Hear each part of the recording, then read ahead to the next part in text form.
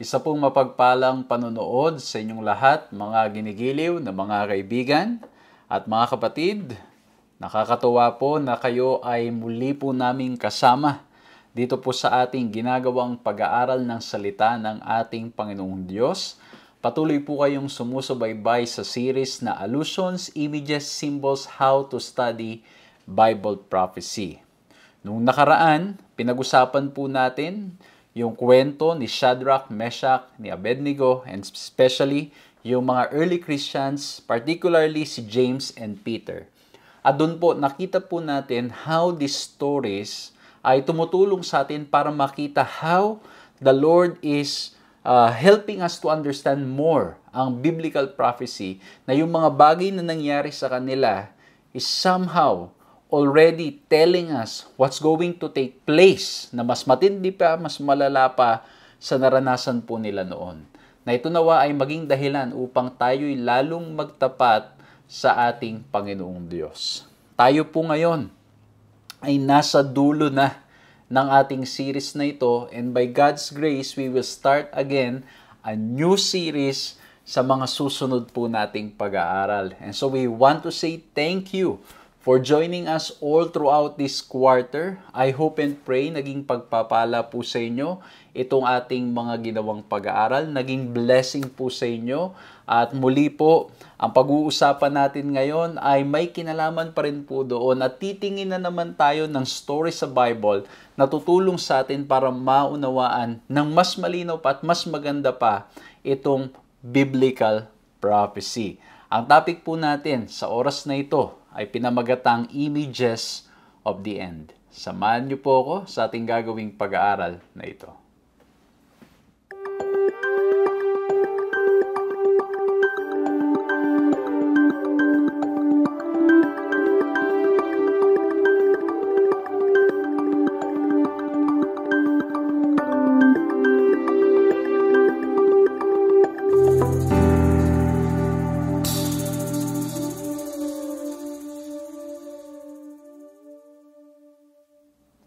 Ako po si Pastor John Alexis Mercado at patuloy po kayong sumusubaybay sa paglilingkod na ipinagkakaloob po ng 3 Points Ministries at napapanood din naman tayo sa Hope Channel. Purihin ang ating Panginoong Diyos dahil tuloy-tuloy po nating nagagawa ito. Maraming salamat sa mga kaibigan, sa mga kapatid, sa mga taga-subaybay na patuloy pong nananalangin at nagsosupport para po nang sa ganun ang ating ministering ito ay makapagpatuloy. Maraming salamat po for your trust and for believing na by God's grace ay magiging blessing at pagpapala po ang ating mga ginagawang mga pag-aaral. Maraming salamat din po sa lahat ng mga kapatid at mga kaibigan na patuloy na nagbubukas ng kanilang mga tahanan upang nang sa ganun ang inyong pong lingkod ay makapaglingkod face to face sa iba't ibang mga lugar, sa iba't ibang mga bansa, sa mga iba't ibang mga lugar na ito po ay tunay na masasabi ko pong it's all because of the mercy and grace of our Lord and Savior Jesus Christ. So muli po maraming salamat po. At kung kayo po ay nakakasama namin sa unang pagkakataon, we once again want to invite you to like, subscribe, hit the notification bell, to follow our page para po nang sa ganun ay ma-notify po kayo sa mga pag-aaral nating ginagawa. And you can also subscribe po sa aming YouTube, and by God's grace yan po ay makakatulong, at hindi lang po makakatulong, magiging paraan din para ma-notify kayo sa mga pag-aaral at sa mga videos na meron po tayo. At as usual, we invite you to share the program. Again, this is the last topic para po dito sa series natin ito. So, we continue to invite you to share the program para po nang sa ganun mas marami pang makinabang, mas marami pang mabless, mas marami pang mga taong marating ng pag-aaral nito by just simply clicking the share button. Diyan po sa mga nanonood sa social media, pwede po kayong maging digital missionary ng ating Panginoon Diyos. You don't know how far it can go, how far it can reach kung tayo po'y magpapagamit lamang sa Kanya sa ating mga social media. At sa mga nanonood naman sa television at sa radyo, pwede nyo pong ibalita na meron tayong pag-aaral na ginagawa sa ganitong ganap na oras para nang sa ganun po ay sila ay makinig din at makasama po natin sa mga pag-aaral natin. And again, gusto ko lang pong sabihin na pwede nyo pong balikan. That's the beauty of the availability ng ating mga pag-aaral sa social media. I-search nyo lang po sa ating YouTube, sa 3 Points Ministries. Makikita nyo po itong lahat ng mga videos na ito. At para nang sa ganun, mabalikan ninyo, makapag-reflect pa po kayo, at ma-internalize palalo itong mga ating pinag-aaralan. So muli po maraming salamat. At ngayon ay magpapatuloy tayo. Hihingin natin ang kapangyarihan at katalinuhang nanggagaling sa ating Panginoong Diyos sa pamamagitan ng panalangin. Let's bow our heads and let's pray. Ama po naming Diyos, maraming salamat po na darama namin ang inyong presensya. Salamat po at kasama namin kayo ngayon sa gagawin po naming pag-aaral ng inyong mga salita. Sa aming mga sarili ay hindi po namin kaya. Ngunit sa kapangyarihan at sa paggabay ng banal na Espiritu, magiging malinaw po sa amin ang mensahe.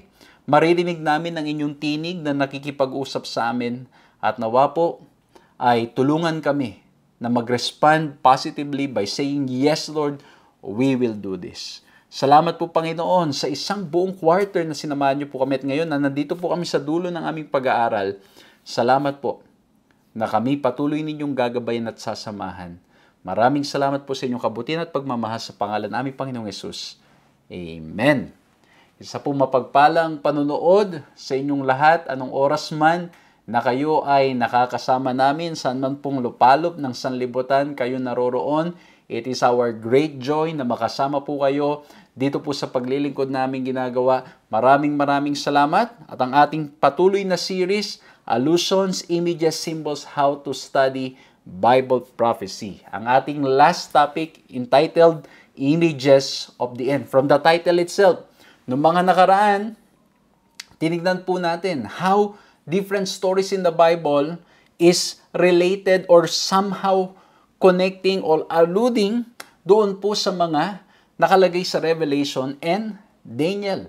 Kumbaga, pag pinag-aralan mong mabuti, makikita mo rin yung mga konsepto na hinahanda talaga tayo sa great persecution and yung executive judgment that will come. And now we will look at, again, some stories in the Bible, particularly in the Old Testament, that will help us to see images of the end doon pa lamang at makikita rin po natin yung pattern somehow sa Bagong Tipan o sa Revelation at sa Daniel. Ang ating pong key text at dito pa lang po, makikita nyo na kung sino yung isa sa mga character na pag-uusapan natin. Sa Jonah 1:9, walang iba kundi si Jonah. Jonah 1:9, ang sabi niya, "So he said to them, I am a Hebrew, and I fear the Lord, the God of heaven, who made the sea and the dry land." Okay? So, dito po, si Jonah ay inutusan ng ating Panginoong Diyos to go to Nineveh.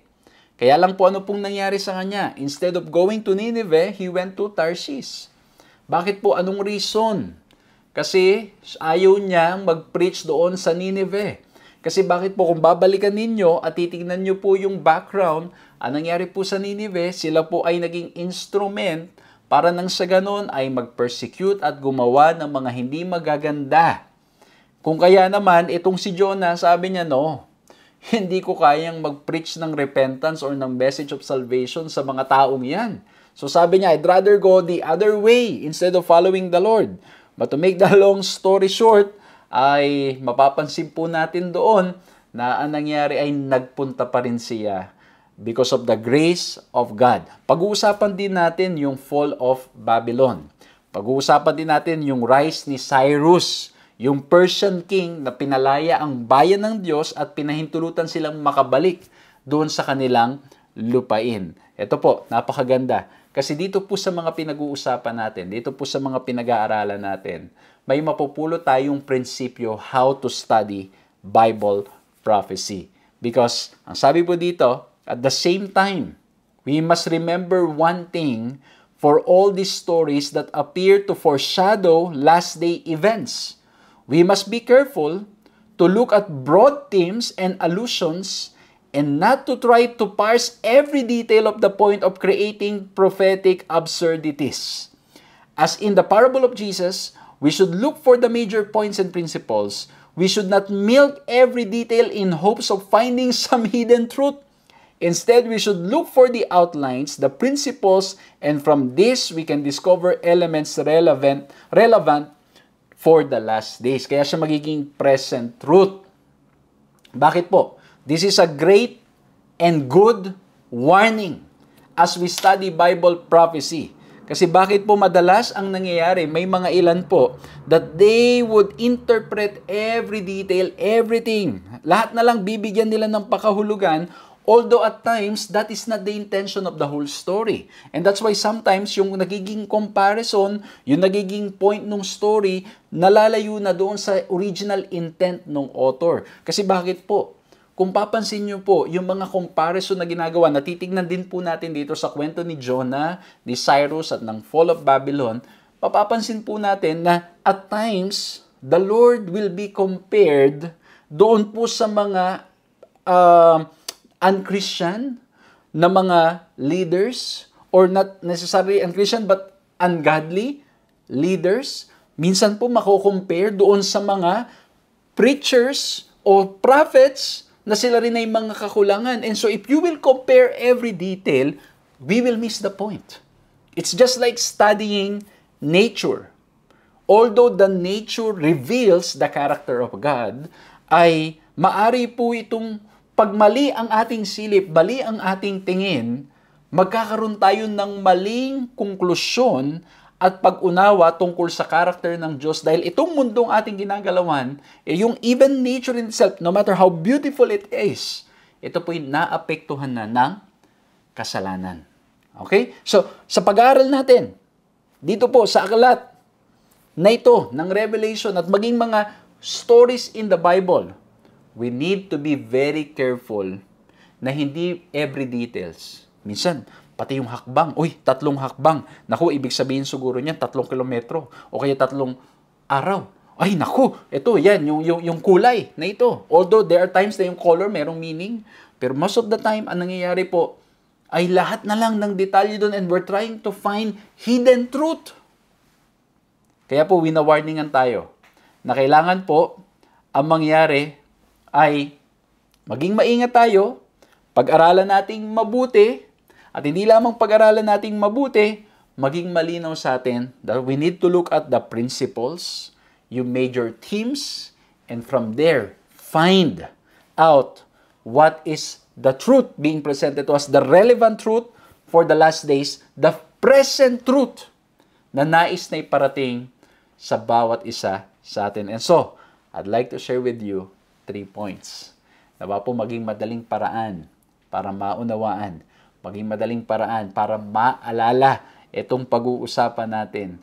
Maging paraan para na sa ganun, pag may mga sharing, may mga kwentuhan tungkol sa topic na ito, madali po nating maibabahagi ang ating natutunan. At lagi ko pong sinasabi, maaring may mapulot pa kayong iba na 3 points o iba pang points dito po sa pag-aaral natin. Praise the Lord po, well and good. Dahil ang isi-share ko po sa inyo ay mga reflections po from the study. And I hope and pray that as you also read and study the Word of God in our lesson, the Lord will also impress you and you can also share yung inyo pong natutunan. You can also share yung inyo pong mga napulot. At hopefully, ay mas lalo tayong sumagana sa pagkakilala sa ating Panginoong Diyos. Amen?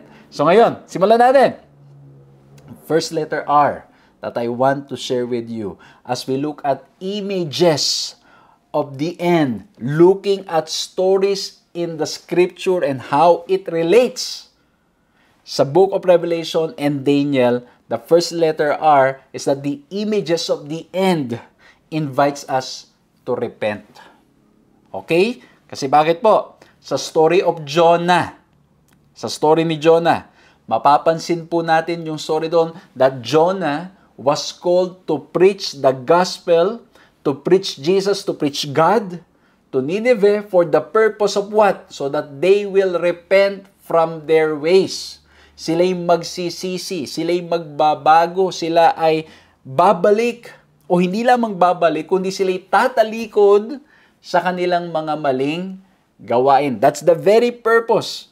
Kaya nga, itong si Jonah, nahirapan siya kasi talagang alam niya ang Diyos ay mabuti. Alam niya na pag itong mga taong ito ay magsisisi, ay patatawarin ng ating Panginoong Diyos. And so, he doesn't want to go there. And we can see that there is a comparison between Jonah and Jesus. In Matthew 12:40-41, ang sabi po ay ganito, "For just as Jonah was 3 days and 3 nights in the belly of the great fish, so will the Son of Man be 3 days and 3 nights in the heart of the earth.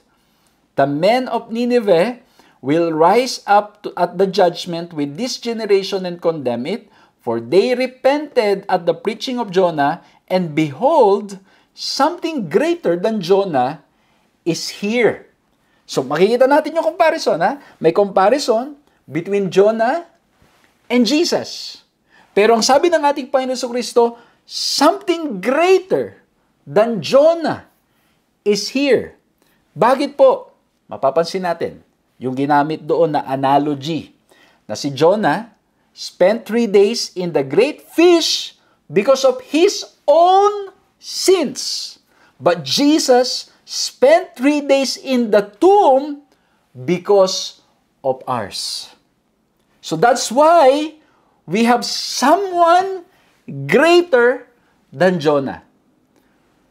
Yung pinag-aaralan po natin na si Jonah, sa story po, sa mga hindi pa po na-encounter tong story na to, ang nangyari po si Jonah, dahil nagpunta nga po siya sa iba, instead sa Nineveh, ay doon po sa barkong kanyang sinakyan, ay na-curse at pagkatapos ay siya itinapon sa dagat. At nung siya itinapon sa dagat, sa mercy ng ating Panginoong Diyos, kinain po siya ng malaking isda. At doon po sa loob ng belly of the big fish, ay doon natagpuan niya at nakilala niya ang biyaya ng ating Panginoong Diyos. Kaya, kinompare, 3 days na naroon siya. Ang ating Panginoon Jesucristo, 3 days in the tomb. Pero hindi dahil sa kanyang sariling kasalanan, kundi dahil sa kanyang pagmamahal sa bawat isa sa atin. And that's why Jesus is greater than Jonah. Baka may magtatanong, yung spend 3 days in the tomb, baka yung bilang nyo po dyan, 24 hours. Hindi po ganun ang bilang nila nung panahon na yan.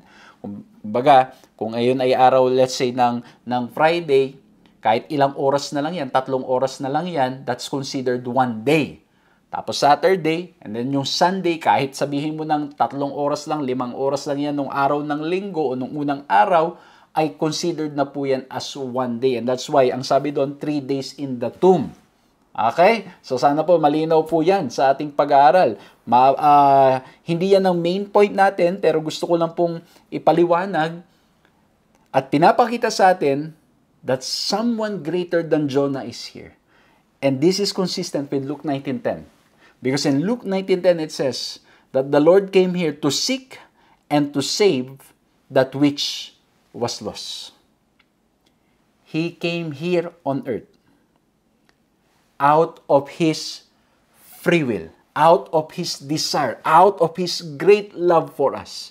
Si Jonah, nagpunta siya sa Nineveh, kaya lang, ang kanyang reason, ang kanyang dahilan, ay parang somehow napilitan pa siya. Kaya nga nung nagsisi pa yung mga tao, nagalit siya. Ang ating Panginoon Jesucristo naman, nangaral sa mga tao. Of course, may mga nagsisisi, pero ang nangyari po, eventually, siya ay pinapatay. So makikita po natin yung analogy. Makikita po natin, but again, Jesus is far more greater than Jonah. Amen? I hope na nakikita nyo po yung ganda ng pag-aaral na ating ginagawa ngayon. Na nakikita po natin some similarities and at the same time yung contrast. And that's why, as I've shared a while ago, hindi natin, yung principle na ating kinukuha, hindi lahat ng detalye maiko-compare natin. But may mga ilan na masasabi natin na yung mensahe na ipinaparating, yung prinsipyo na ipinaparating, to preach the message of repentance. At yun ang nais ng ating Panginoong Diyos. And tayo po ng mga nag-aaral ngayon, we are also being called to repent. Ang ganda pa nito, pag binalikan natin, when Jonah was introducing himself, in Jonah 1:9, this is what he said. Pakinggan nyo mabuti ha. I am a Hebrew. I fear the Lord, the God of heaven, who made the sea and the dry land. There is a recognition ng kanyang pagkakilala that God is the Creator. At ang sabi niya, I fear the Lord. At kung titingnan po ninyo, itong mga elements na ito, it is also present in Revelation 14:7. Okay, tignan ninyo ha. Si Jonah was called in such a time to preach the message to an ungodly world, to ungodly kingdom, which is the kingdom of Nineveh. At ang sabi niya, I fear the Lord, the God of heaven, who made the sea and the dry land. Pagdating sa Revelation 14:7, pakinggan niyo mabuti. Look at the elements. And he said with a loud voice, fear God, give Him glory, because the hour of His judgment has come, and worship Him who made the heaven and earth, the sea, and springs of water. So yung introduction ni Jonah, I fear the Lord, I know and I recognize the God of heaven who made the sea and dry land. And then yung Revelation 14:7 is telling us to fear God, to call people to fear God and to recognize God as the Creator. So somehow makikita po natin how Jonah was being raised to preach the word of God. He believes, he knows God. He accepts that God is the Creator. And in the last days, people who are calling, the remnant church who's calling people to fear God and to worship the Creator, of course, sila po mismo nakakakilala sa ating Panginoong Diyos. Amen? So we are being called to preach the message of repentance. But tayo po mismo, just like Jonah, should acknowledge God, should surrender it all to Him. And again, we need to continue growing.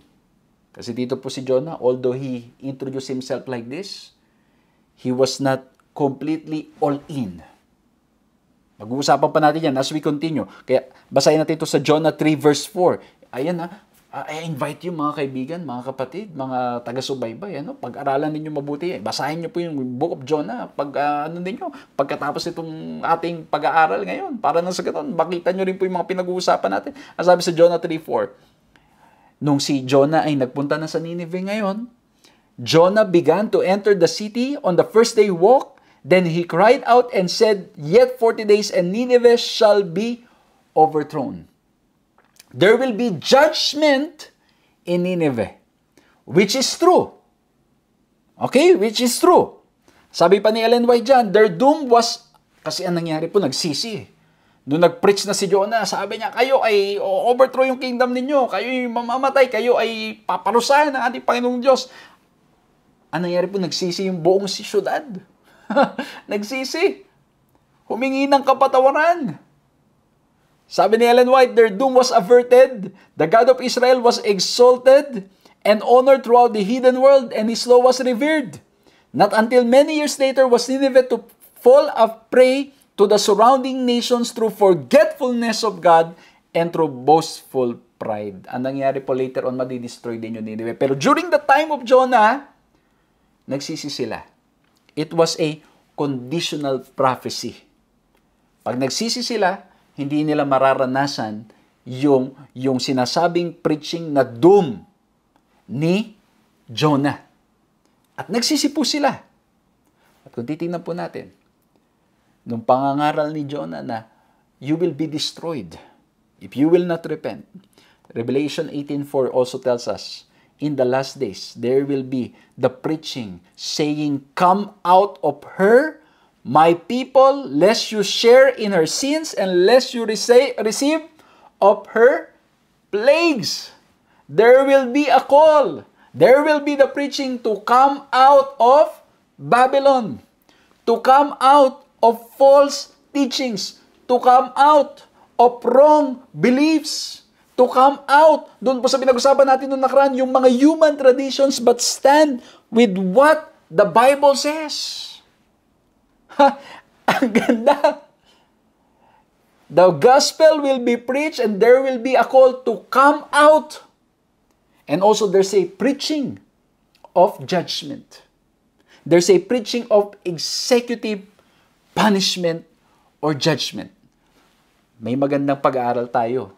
In case po na na-miss ninyo, meron po tayong lesson all throughout the quarter. We talk about God's of justice and the God of love. Na ang Diyos is a God of justice and God of love. Yung kanyang character is a balance of justice and love. It's not just about love na in absence of justice, and it's not just justice without love. It's all together. It's both. That's why He will continue loving us, but at the same time, He's warning us kasi bakit po merong magiging kaparusahan. May consequence, and at the same time, aside from consequence, if we continue clinging to Satan, pinag-usapan natin nung mga nakaraan yan, there will be punishment. Yung punishment na para kay Satan will also be ours if we don't repent and if we don't accept and if we don't surrender our lives to our Lord and Savior, Jesus Christ. At mayroong magandang tanong dito. Kasi tinitignan natin yung nangyayari kay Jonah and how it relates to the last days and even to Christ. Tinitingnan po natin. Ngayon may tanong. Can we expect something like this in the last days? With the final message to the fallen world. Makaka-expect ba tayo? That in the last days, nakalagay sa Revelation, sila, come out of her, my people, and there will be executive judgment. In Revelation 19 to 18 to 20, makikita po natin doon yung lake of fire. Pag nagsisiba ang lahat ng tao, can we expect that God will not continue with the judgment, with the punishment, with the executive judgment na kanyang sinabi sa aklat ng prophecy? Pwede nating sagutin yan ng both yes and no. Well, yes, in a sense, we can expect that something like this will happen in the last days. Na ano po mangyari? People will repent. Many people will start seeing the truth. Many people will not just see the truth, they will stand for the truth. Kasi may mga ipapatupad na mga batas na ang pagsamba ay kailangan, ito lang, yung human traditions, hindi kung anong sinasabi ng Bible. May mga darating ang panahon na yung katotohanan o yung human traditions, kung anong sinasabi ng Biblia o kung ano yung human traditions na mga idinagdag. Mamimili ang tao. At pag meron ng pangil na sasabihin, kailangan ng sundin nyo lamang ay ito. At hindi ang sinasabi ng banal na kasulatan. May mga tao po, they will recognize, no, I don't think we should do this. I don't think kailangan gawin natin to. Piliin pa rin natin ang ating Panginoong Diyos. There will be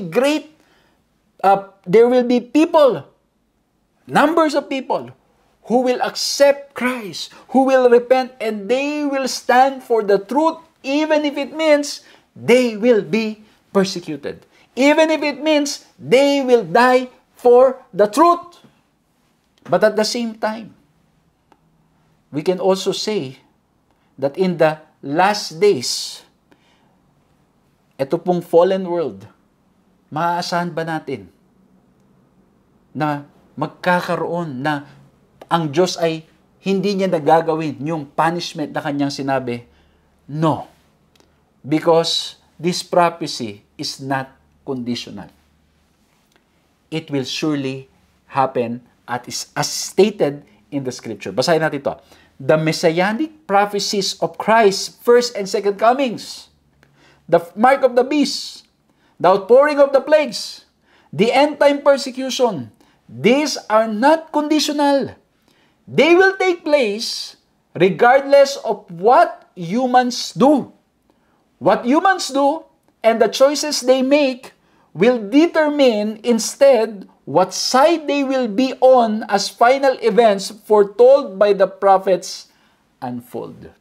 Ang pinag-uusapan natin sa last days, ano daw po mangyayari? Ito'y mga hindi conditional. Ito'y tunay at tiyak na mangyayari. Sa panahon ni Nineveh, ano pong nangyari? Silang lahat ay nagsisi. Pero later on, nung sila po ay nakalimot, ano pong nangyari? Sila rin ay na-destroy. Pero dun po sa last days, especially when we look at the book of Revelation, it's not just, yung fulfillment niya is not dependent sa ating response. The executive judgment, yung punishment, yung message of come out of her, my people, it will surely happen. Ngayon, ang mangyayari na lang, nasa ang side tayo. Kaya po ngayon, kung tayo may panahon pa para pumili, I hope and pray that we will continue choosing to be with Christ. Amen? Pipiliin natin laging makasama ang ating Panginoong Diyos, ang ating Panginoong Jesucristo ngayon at magpakailanman. Amen? Number 1, we talk about repent. Number 2, the images of the end invites us not just to repent, but to remember. Pag-uusapan natin ngayon ang kwento ni Nebuchadnezzar and Belshazzar. Nung nakaraan, kung na-miss ninyo, balikan ninyo. Ano po nangyari doon? Pinag-usapan natin yung Daniel chapter 3. Ano nangyari sa Daniel chapter 3? Nangyari po, si Nebuchadnezzar ay nagpatayo ng golden image, nalimutan niya. Noong Daniel chapter 2, in-acknowledge niya na ang Diyos. Daniel chapter 3, nagmatigas na naman ang kanyang puso, nalimutan niya na sinabi natin, Panginoong Diyos, na hanggang dyan lang ang kaharian mo, may susunod sa'yo. Sabi niya, no, my kingdom will stay forever. Pagdating sa Daniel 4, by God's grace, Nebuchadnezzar repented and acknowledged God once again. Pero pagdating sa Daniel 5, yung kanyang anak, ang nangyari po ay medyo nagmatigas. Basahin muna natin itong sa Daniel, yung nangyari kay Nebuchadnezzar. Yung kanyang pagsisisi, ang sabi sa Daniel 4:34, at the end of the days, I, Nebuchadnezzar, lifted my eyes to heaven, and my reason returned to me. And I blessed the Most High, and praised and honored Him who lives forever. Ayan, yung pagsisisi ni Nebuchadnezzar. Na-realize niya yung kanyang pagkakamali. Before everything ends, bago pa matapos ang kanyang buhay, na-realize niya, nagkamali ako. And I recognize the God, the blessed Most High. At siya'y nagpupuri sa ating Panginoong Diyos. Pero yung kanyang anak, ang nangyari po, although na-witness niya ang lahat ng mga ito, nalimutan niya. O let's say, hindi lamang niya nalimutan, pinili niya na sumuway sa ating Panginoong Diyos. Kaya nung nagkaroon na po siya ng party-party, ginamit niya yung mga kagamitan ng ating Panginoong Diyos, nasa mga ginagamit ng mga Levites, ng mga priests. Ano pong nangyari? May lumabas bilang handwritings on the wall, many tekel aparsin. Ano? At ito po ay papaliwanag ni Daniel. Pero ang ginawa po ni Daniel at the same time, sinabihan siya ngayon. Sinabihan siya na ito ang nangyari sa iyong ama, si Nebuchadnezzar. Pero later on siya ay nagsisi. Pagdating sa verse 22, anong sabi niya? And you, his son, Belshazzar, have not humbled your heart, though you knew all this. Alam mong lahat ng ito, pero hindi ka nagpakumbaba. Hindi ka pa natuto sa pagkakamali ng iyong ama. Nakita mo na kung anong nangyari sa kanya. And yet, you decided, pinili mo na gawin pa yung mga bagay na hindi sang-ayon sa tunay na Diyos. It was indeed an act of total defiance, even though Belshazzar had more than enough evidence, proof to know better. He had knowledge to know the truth. The problem instead was his heart. In the last days, as the final crisis breaks upon the world, people will be given the opportunity to know the truth as well. What determines their choice, as with Belshazzar, will be their hearts.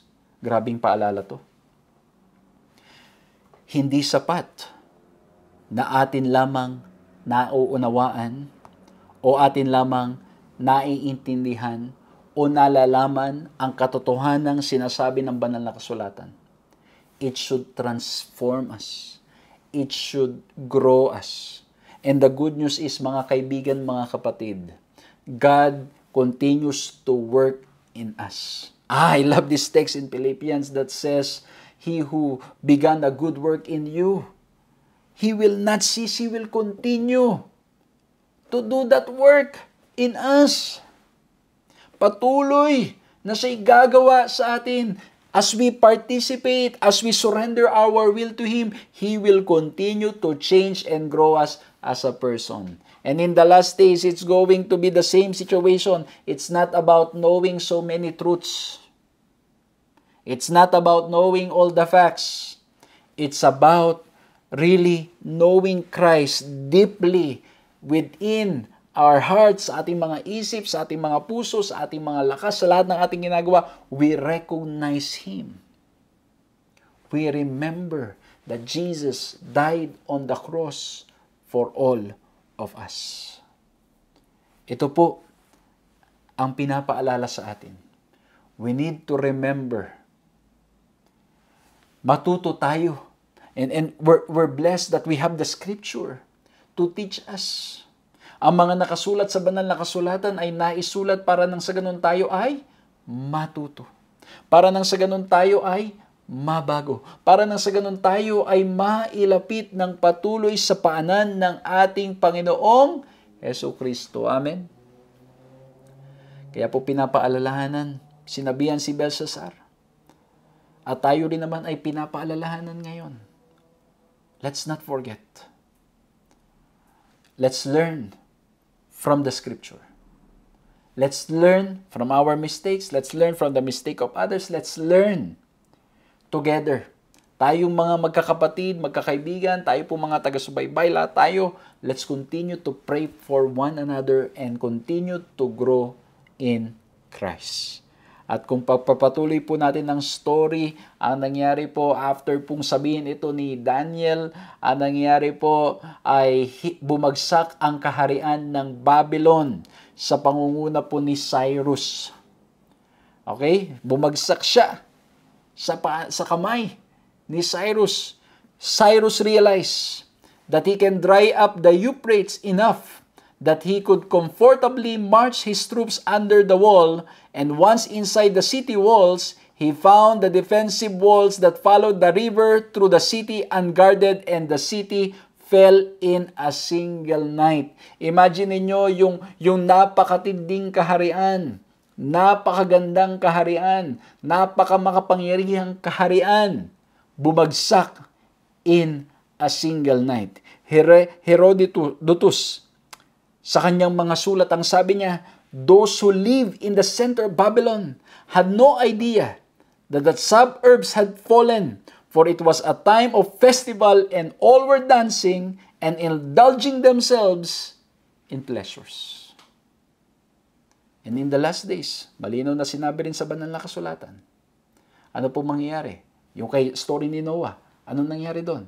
Sila, ang mga tao, will be busy entering into marriage, entering into relationships, drinking and eating, at magugulat na lang ang lahat. Dumating na ang ating Panginoong Diyos. Ganon din. Ito ay, again, images of the end. Pinapakita sa atin, pinapabasa sa atin, pinapaalam sa atin, upang nang sa ganon tayo'y magkaroon ng pagkakataong maalala ang ating Panginoong Diyos, ang ating Panginoong Jesucristo who died on the cross so that we will be ready all the time. Sa magandang leksyon na lagi nating piliin ang ating Panginoong Jesucristo. Anumang bagay sa sanlibutan ito na maaring makahadlang sa atin, maaring makahadlang para maibigay natin ang lahat sa ating Panginoong Diyos, by God's grace, we need to ask the Lord to help us to surrender that. We are all growing in faith. Tayo mga magkakapatid, tayo mga magkaibigan, ikaw kasama ko ngayon, kaibigan na sumusubaybay, tayong lahat, maging ngayon nyo pong lingkod, patuloy tayong lumalago. We need to continue coming to the feet of the cross. We need to continue to seek His ways. Kailangan patuloy tayong lumago sa pagkakilala sa ating Panginoong Diyos. Baka po may mga ginagawa tayo, may mga bagay sa ating buhay na nagiging dahilan para hindi tayo makapagbigay ng buong puso natin sa Kanya. Baka po, anong nangyari po sa atin? Masyado tayong abala sa pagtatrabaho. Sa ating mga pagtatrabaho, nakokompromise na natin ang katuruan ng banal na kasulatan. Baka nakokompromise na natin ang Sabat. At pagkatapos minsan, baka katulad ng pinag-usapan natin ng nakaraan, nagja-justify tayo. Nag-justify tayo o nagko-compromise na tayo, tapos gina-justify pa natin. Hindi natin napapansin tayo ay nalalayo na sa kalooban at kagustuhan ng ating Panginoong Diyos. Maaring baka po ang trabaho, ang relasyon din. At hindi lang mga relasyon, maging ang mga karir, mga pangarap, mga resources, mga blessings. Baka ito'y naglalayo sa atin, sa ating Panginoong Diyos, at nagiging dahilan para tayo hindi maging handa sa Kanyang ikalawang pagparito. Sa Matthew 24:42-43, ang sabi po ganito, watch therefore, for you do not know the hour your Lord is coming, but know this, that if the master of the house had known what hour the thief would come, he would have watched and not allowed his house to be broken into. Hindi natin alam when Jesus will come. but we need to be ready all the time. And how do we get ready all the time? By continually coming to our Lord and Savior Jesus Christ. By spending time with Him. By wanting Him, desiring Him in everything that we do. And at the same time, as we desire Him, tayo ay nasunod at nagdanais na gawin ang Kanyang kalooban sa ating mga buhay.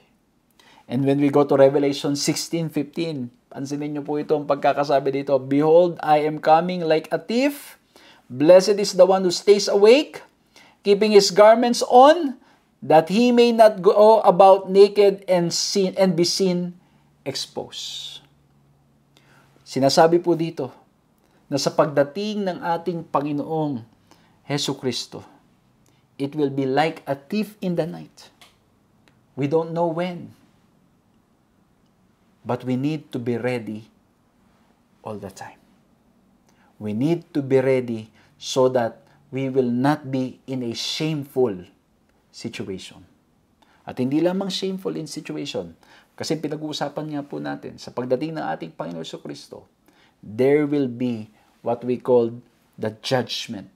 Of course, the judgment is always in favor of those who believe in Christ. But those who choose to neglect Christ, tulad po na nangyari dito sa Babylon, na kinalimutan nila. Kinalimutan ni Belshazzar ang nangyari sa kanyang ama.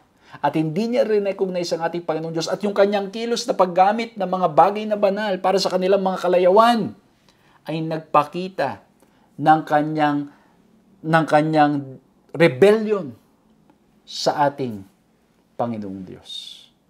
And I hope and pray that as we are living in this world, in these last days, nakikita po natin sa mundong ating ginagalawan, many people are rebelling against God. And many people knows the truth, but they don't want to follow the will of God. They don't want to surrender to our Lord and Savior, Jesus Christ. And I hope and pray, tayo po, mga kaibigan, mga kapatid, tayong mga magkakasama ngayon, again, kasama po ako, kailangan patuloy tayong lahat na isinusuko ang ating buhay sa Kanya. Tayong lahat po, kailangan patuloy na ibinibigay lahat sa ating Panginoong Diyos sa araw-araw ng ating mga buhay. Lagi ko pong sinasabi, let's not be busy with the things of this world. Let's not be busy also looking at the mistakes of others. Let's be busy with our relationship with God. Amen? Maging abala tayo na lumago sa pananampalataya at sa pagkakilala sa ating Panginoon Jesucristo. At huwag nating kalimutan ang ating Panginoong Diyos. Let's remember Him all the time. Kaya ang fourth commandment din, remember the Sabbath day to keep it holy. Remembering our Creator, remembering to worship Him all the time.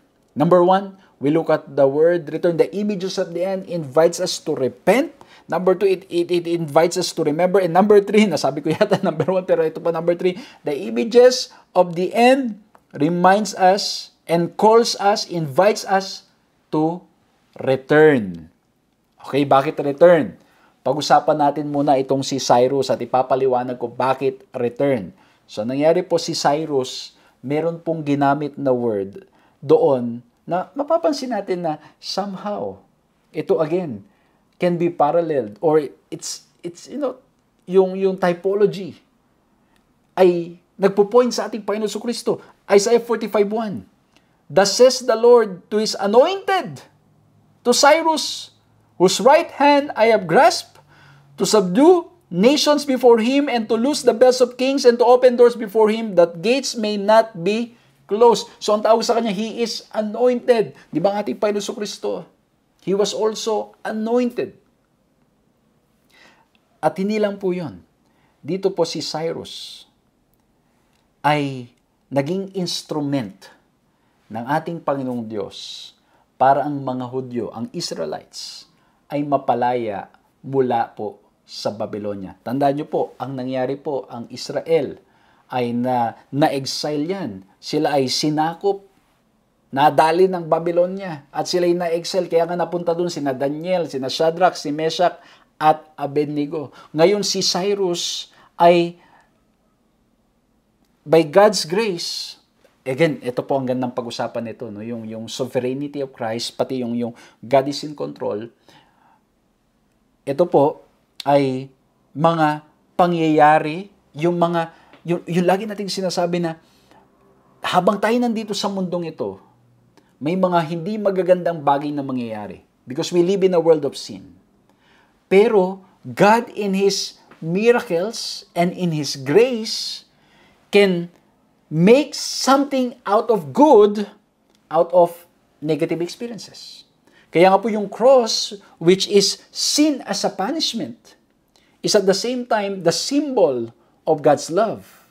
Yun ang naging paraan para nang sa ganun maging assured tayo ng ating salvation because Jesus died on the cross. So Cyrus, in a way, has been anointed, chosen, na instrument para nang sa ganun ay mailigtas ang Israelites from Babylon. Basahin natin ito. When Cyrus sacked the city of Babylon, the years of captivity for God's people were over.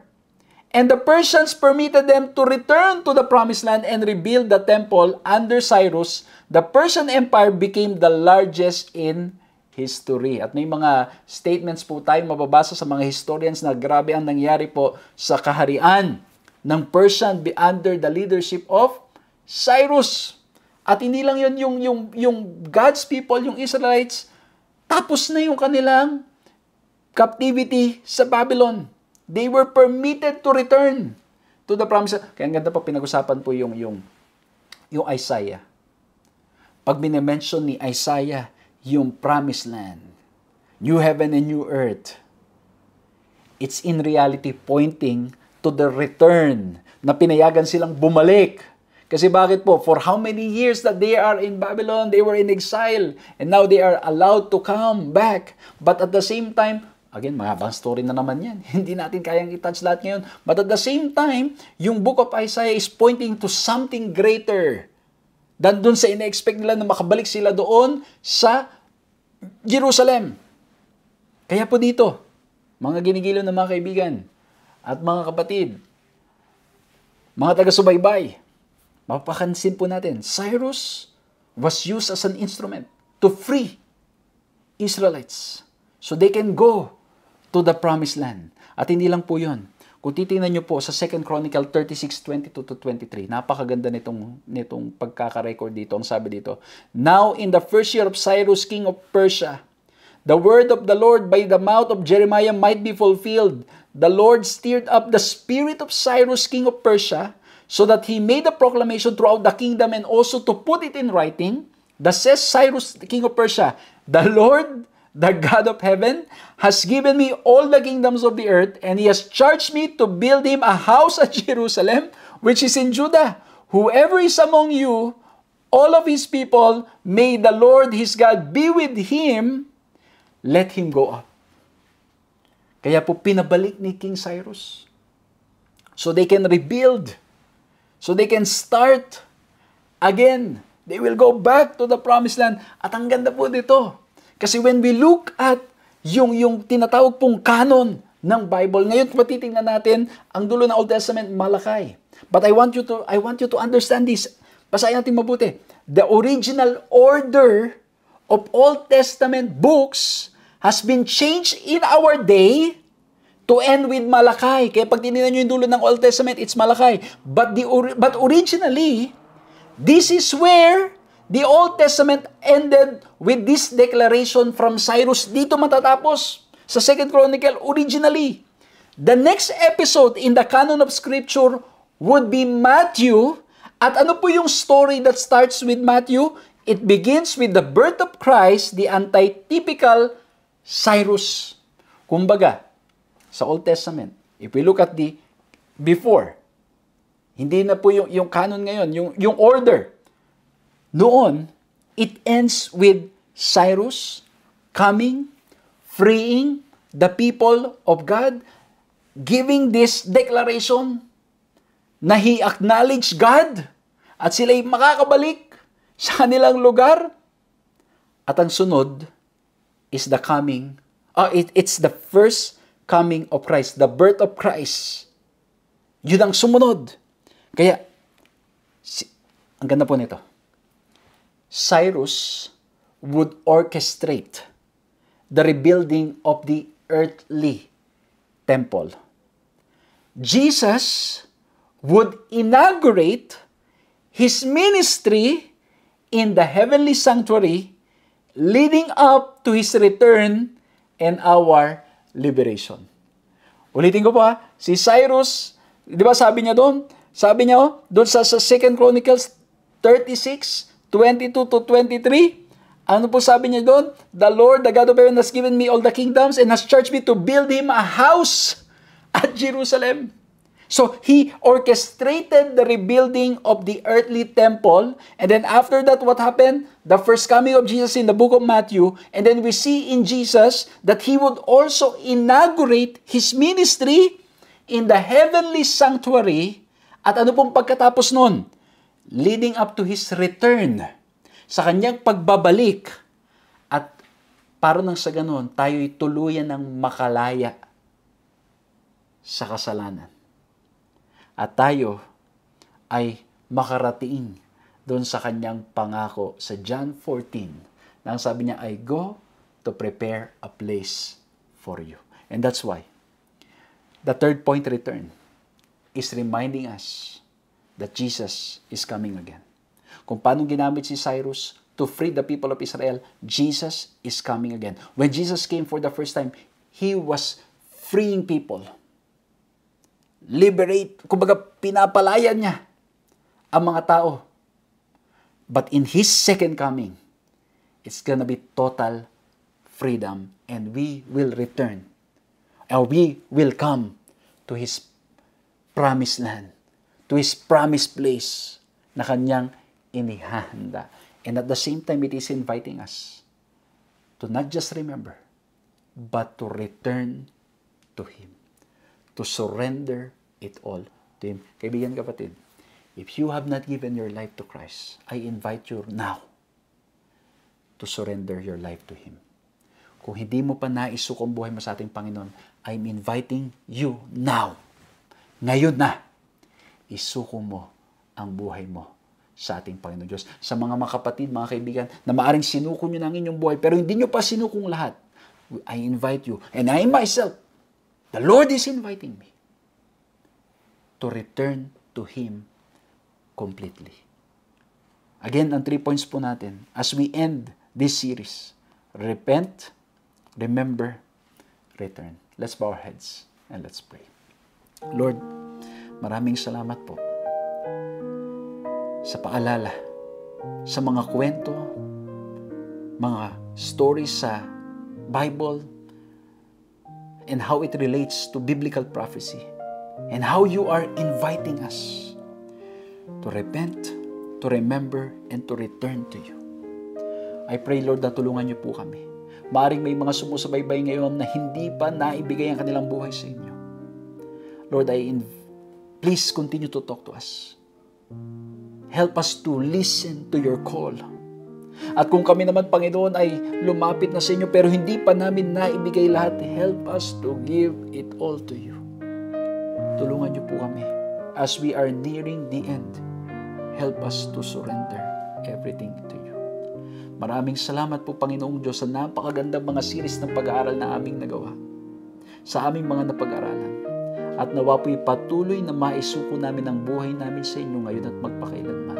Pagpalain po ang lahat ng mga kaibigan, mga kapatid, mga taga-subaybay na kami po'y nagkasama-sama ngayon para magpanalanginan sa isa't isa at patuloy na isuko ang lahat-lahat sa inyo. Maraming salamat po sa pangalan ng aming Panginoong Yesus. Amen. Maraming salamat po sa inyong pagsama sa ating programang ito.